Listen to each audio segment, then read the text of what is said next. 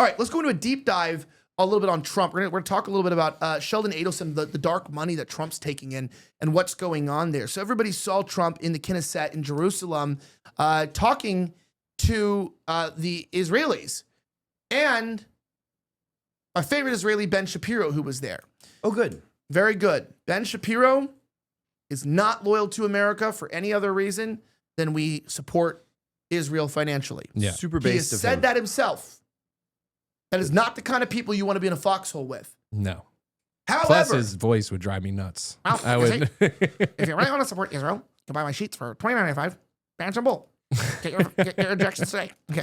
I'd rather run across dead man's land or no man, whatever, than deal with that. Yeah, oh man. We all used to listen to Ben Shapiro at one point, didn't we all?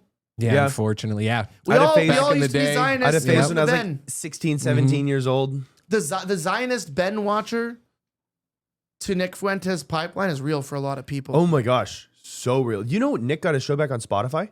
Yeah, I seen that. Really? It was up for Yep. 24 hours. It became the #1 show on Spotify past Joe Rogan, and they took it down. Yeah, of course. This morning. Oh, it became number one. It became I didn't know #1, that. and then they zucked it. Oh, man. Of course.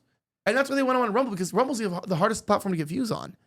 And like even then, like if he was on YouTube, the guy would be getting like 5 or 6 million views an episode. Oh, yeah. But also He'd be that's why they making don't. so much. By the way, that's why they censor. Like we're gonna listen to this. The reason why they censor is because what you hear, you think about, and what you think about, you talk. Not me now, but like I was reading in scripture today. We're gonna talk about this thing here.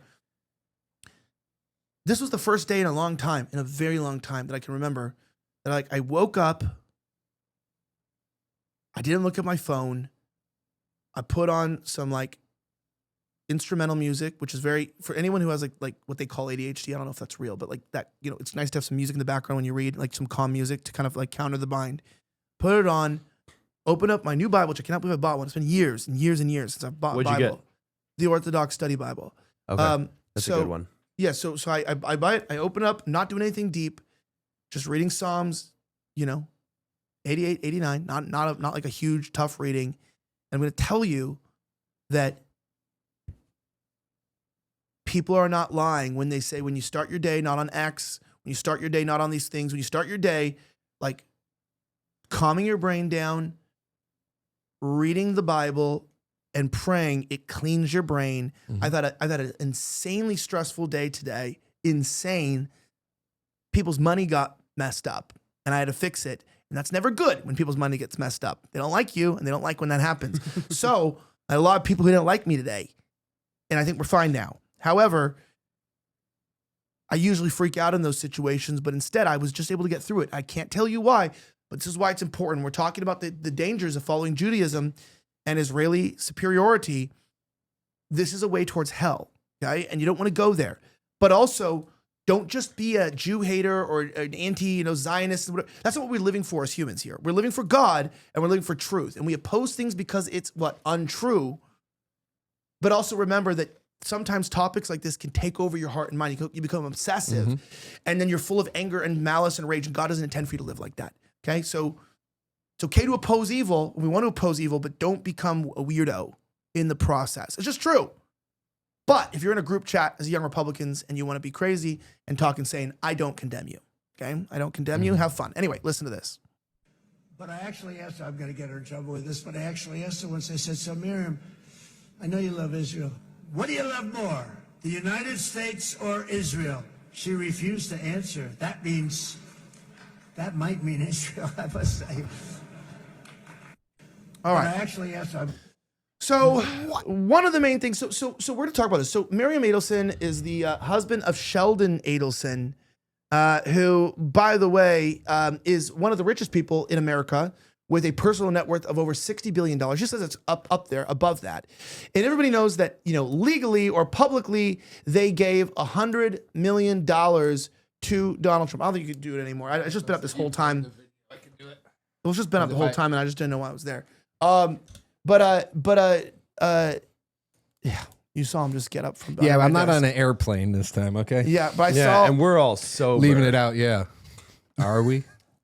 What did you put in my white monster? So Trump said that Miriam Adelson actually has been to the White House more than anybody in the last year. Now, we talked a lot about this on our last show about the speech, about what was going on and what was going on here. Listen to this. Just as I promised, I recognized Israel's eternal capital and opened the American embassy in Jerusalem. Jerusalem became the capital. I also recognized Israeli sovereignty over the Golan Heights. You know, Miriam and Sheldon would come into the White House probably almost more than anybody outside of people that work there. And they were always after, and as soon as I'd give them something, always for Israel. As soon as I'd give them something, they'd want something else. I said, give me a couple of weeks, will you please?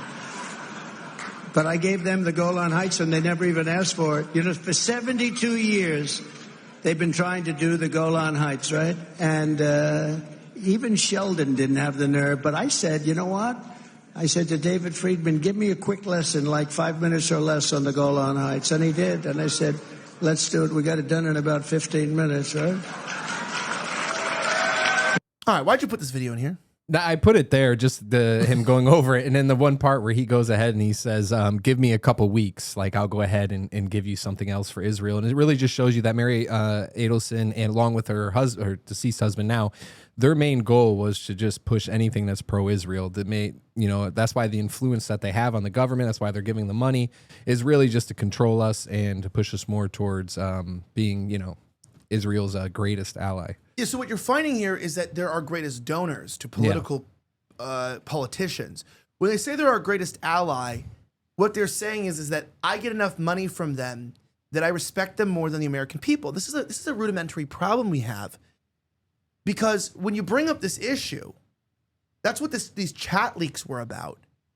It's about dismissing the rise of the populist right that says, I don't think any country should have an enormous amount of influence in this nation.